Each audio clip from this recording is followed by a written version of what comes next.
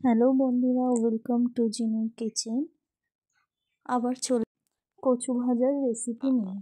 তাহলে দেখো, শুরু করা যাক আজকের রেসিপি। কি কি রয়েছে সেটা বলে দিই। ফার্স্টেই দেখো, কাঁচা লঙ্কা রয়েছে, এখানে কুচনো রসুন রয়েছে, পেঁয়াজ কুচি রয়েছে আর একটু কালো জিরে। প্রথমে কড়াইতে অল্প পরিমাণে তেল দিয়ে তার মধ্যে তেলটা একটু গরম করে কালো জিরে দিয়ে দিলাম। এবার দেখো, কচুগুলো কেটে কেটে রাখা হয়েছে।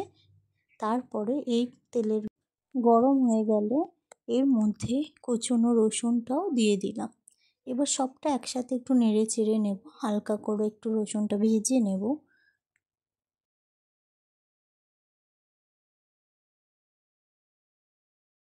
দেখো, কিছুক্ষণ নাড়াচাড়ার পর এরপর যে কুচনো পেঁয়াজটা ছিল সেটাকেও কিন্তু এর মধ্যে দিয়ে দেব।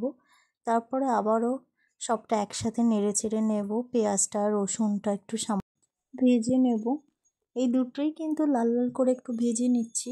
তারপরে যে লঙ্কাটা ছিল সেই লঙ্কাগুলো কিন্তু এখানে দিয়ে দেব।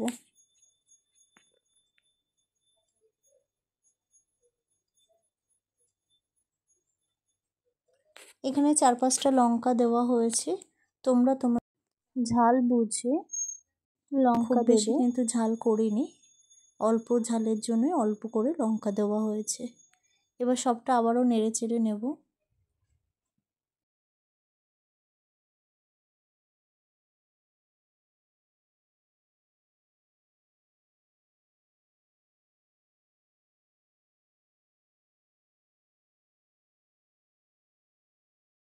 দেখো, এগুলো ভাজা ভাজা হয়ে গেছে, কতটা লাল লাল হয়ে গেছে। এবার যে কেটে রাখা কচুগুলো ছিল সেগুলো সবটাই কড়াইয়ের মধ্যে দিয়ে দেবো, দিয়ে আবারও ভালো করে নেড়ে চেড়ে নেব।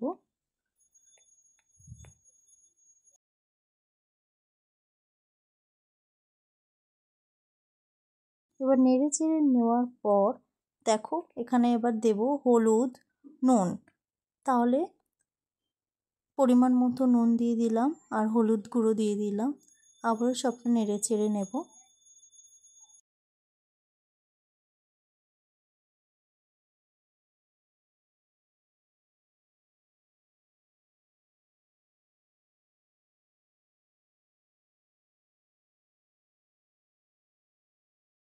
এরপর এখানে সামান্য পরিমাণে জল দিয়ে দেব, এটা সেদ্ধ যাতে তাড়াতাড়ি হয়ে যায় তার জন্য।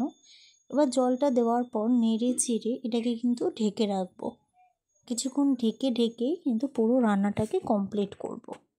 কারণ এটা একটু হতে সময় লাগে, এই জন্যই কিন্তু জলটা দেওয়া। আর ঢেকে রাখলে অনেকটা তাড়াতাড়ি কিন্তু এটা হয়ে যায়। তাহলে এই পদ্ধতিতেই তোমরা করে দেখো, অবশ্যই তাড়াতাড়ি হবে, ভালোও লাগবে। আর কার কার ভালো লাগে এরকম কচু ভাজা খেতে বলো তো। এবার দেখো, অনেকক্ষণ ধরে নেড়ে চেড়ে কিছুটা ঢেকে ঢেকে করার পর কিন্তু রান্নাটা কমপ্লিট হয়ে গেছে। এবার সার্ভ করে দেখালাম, কেমন লাগছে বলো দেখতে রেসিপিটা। অবশ্যই কিন্তু লাইক কমেন্ট শেয়ার করে দিও, আর সকলকে ধন্যবাদ।